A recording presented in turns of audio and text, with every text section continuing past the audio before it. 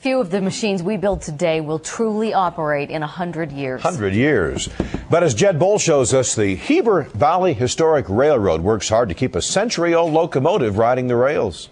Yeah, and it's certainly not simple or cheap work. It can take a couple of years to overhaul and rebuild a steam locomotive, but that's the job ahead for one of the iron workhorses of the Heber Valley Railroad.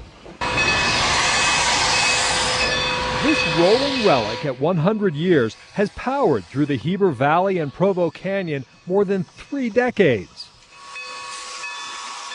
Union Pacific number 618 was recently repainted to look like it did when it first worked for the Oregon Short Line as engine 1068, but it's known as 618 in Heber. Engineer Bill Schultz has operated this train 27 years. It's really a work of art.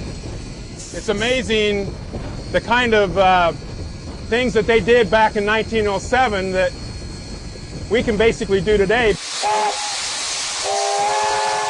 The 618 was the original engine that got the Heber Valley Railroad moving. When it was retired by the Union Pacific in 1958, it spent 12 years at the Utah State Fairgrounds before it was moved up here. The daily journeys take a toll. The train is due for a federally mandated overhaul.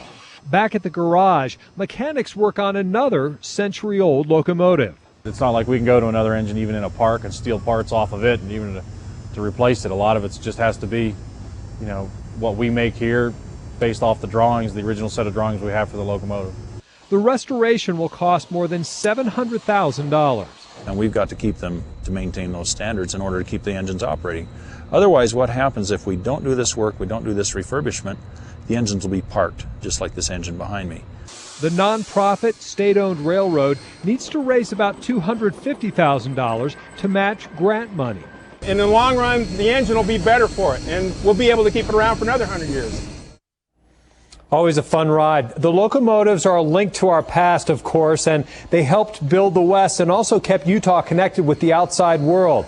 For information about tours and a fundraising celebration July 7th, look for the link on our website, ksl.com. They're always fascinating. Thanks.